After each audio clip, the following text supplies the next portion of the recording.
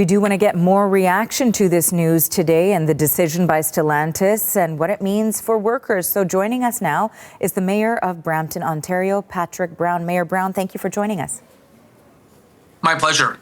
So you've said that you were deeply disappointed by this news. That is something that has been shared by many other Canadians who are speaking out about this. What kind of impact will it have on the community of Brampton, both economically and, of course, emotionally, too? This is a punch to the gut. There's no other way to describe it. We have 3,000 hardworking Stellantis employees who have dedicated their lives to Stellantis, highly trained, and this stings. So this is the consequence of these Trump tariffs, this attack on the Canadian economy. And it's not just the Stellantis employees. There's going to be many associated auto parts jobs that are affected by this. Trump has been very clear. He's going after our auto sector, steel, aluminum workers as well. And I think automakers are watching Brampton right now and see if Canada will take this lying down, if we'll simply accept our auto sector to be decimated without any retaliation. So far we've been very collaborative with Trump trying to get a deal done, while quietly he's been hunting Canadian jobs. And we're feeling this in Brampton. This is ground zero for his attack on the Canadian economy right now.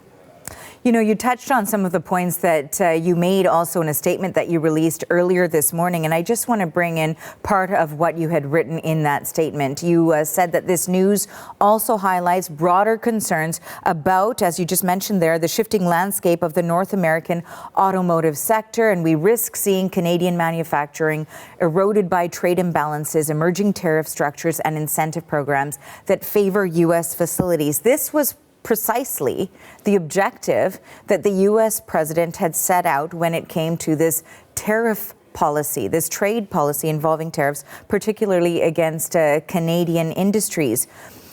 If this is working in this particular industry here, what do you foresee down the line? I could see the U.S. hunting Canadian jobs in any sector that we can compete, and it won't be limited, to the Brampton plant. Any other Canadian plant, they're going to look at. Stellantis is bowing at the Trump administration with this pledge of massive investment in the U.S. And frankly, if this bullying tactic works with Stellantis, I expect it to be replicated to every other automaker that has a presence in Canada, and frankly, other sectors that the U.S. Have an interest in. One, I want to know what the Canadian government's going to do in retaliation in terms of key products that we provide to the U.S.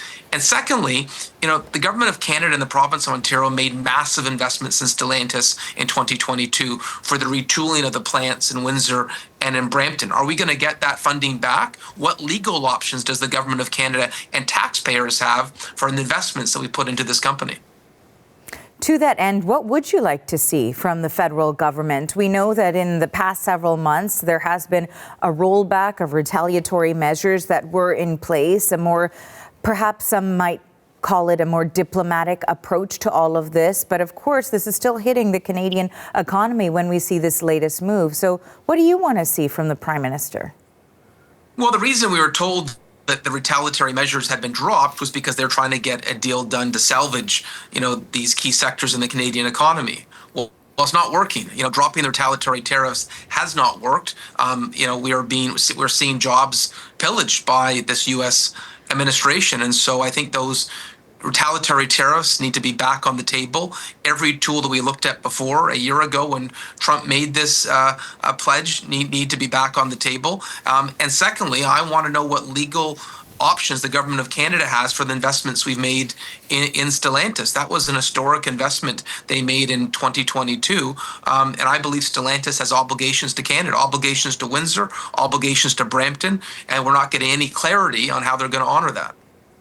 When I look at the statement that was issued by Stellantis specifically, part of that statement says that Canada is very important to us. We have plans for Brampton, and we'll share them upon further discussions with the Canadian government. What do you take from that? Well, that's, them saying goodbye while they slam the door. There's no clarity. There's no commitment. If you're one of the 3,000 workers who work in the Brampton assembly plant, how does that make you feel? How are they going to pay their bills? And so saying that they're going to have future talks with the Canadian government doesn't mean a lot to me. I spoke to them yesterday, obviously upset with the decision, and they said as long as tariffs are on, there's no market to produce cars in Canada. And so, I think that's what they're going to say to the government of Canada, and that doesn't save these jobs. And so obviously we're disappointed that they would be bullied by the Trump administration. I thought there would be a greater obligation and loyalty to Canada, given the fact that we've contributed to the success of the company for 100 years. We know that Ontario's premier, to the end of reacting to that news, has said that no provincial funding has flowed to Stellantis for its Brampton project, and Stellantis has a duty to live up to their promise to Brampton auto workers, and that no provincial funding will be given unless they see the follow through there. So that is the message from the premier. I'm wondering how that's being received, particularly in conversations that you may be having with those workers who were anticipating that they may go back to work after a retooling of the Brampton plant. How are they feeling today? What are they saying to you? Well, I spoke to Vito, who's the head of Local 1285 with Unifor, and obviously their team is gutted by this announcement. I know they appreciate the Premier's strong words, and certainly not a penny should flow to Stellantis, given the fact they're vacating, much of their presence in Canada. But I go further. The money that was put into the retooling, where is that money? They've completed an expensive retooling of their Windsor and Brampton plants, and there's equity the government of Canada has put in. And frankly, during the global economic slowdown in 2009, it was the Canadian government that stood up for the auto sector in this country. Where's the loyalty for that confidence as well? And so, I want more answers. Obviously, I'm not happy with the fact that they've been sort of very quietly able to vacate their presence in Brampton. And I think if we're not robust in our response, what they've done to Unifor in Brampton will be replicated elsewhere in the country. Well, we will have to wait and see what happens, as this is a developing story, and we very much appreciate your time and reaction to this today. Thank you. That was the Mayor of Brampton, Ontario, Patrick Brown.